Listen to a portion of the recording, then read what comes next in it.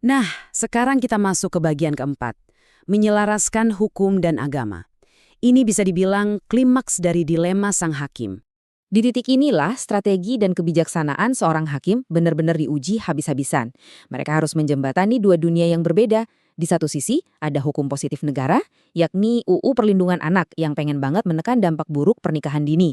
Tapi di sisi lain, ada yang namanya kaidah fikih dari hukum Islam.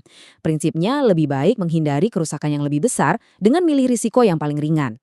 Hakim harus ngeracik dua hal ini dengan super teliti. Dan ini cemerlang banget sih.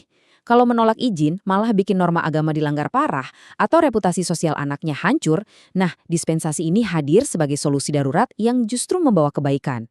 Keputusan ini pada akhirnya berfungsi untuk mengamankan status hukum anak secara sah oleh negara. Terakhir, bagian kelima, kepentingan terbaik anak. Ini nih prioritas tertingginya. Jadi, poin krusial yang jadi jantung dari seluruh proses persidangan ini adalah masa depan anak itu sendiri. Kepentingan terbaik si anak harus selalu jadi prioritas paling atas, mengalahkan ego atau keinginan orang tuanya. Dispensasi ini tuh sama sekali bukan jalan pintas administrasi yang bisa dimanfaatin sembarangan sama keluarga yang lagi buru-buru ya. Ini adalah benteng pertahanan terakhir. Setiap kepingan keputusan hakim, mulai dari ngecek tes narkoba, menimbang kemampuan finansial tadi, sampai nyambungin hukum negara dan nilai agama, semuanya didesain murni buat kemaslahatan si anak. Biar masa depan mereka tuh nggak hancur begitu aja.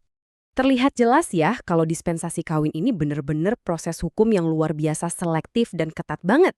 Tapi walaupun pintu darurat peradilan ini selalu bersiaga, hal ini ninggalin PR besar buat kita semua sebagai masyarakat. Coba deh kita pikirin, gimana ya caranya kita ngasih dukungan yang jauh lebih kuat buat anak-anak kita, entah itu lewat edukasi yang lebih luas, peningkatan kesejahteraan keluarga, atau sekedar ngasih ruang tumbuh yang benar-benar aman, supaya mereka pada akhirnya nggak perlu lagi berhadapan sama peradilan darurat kayak gini sejak awal.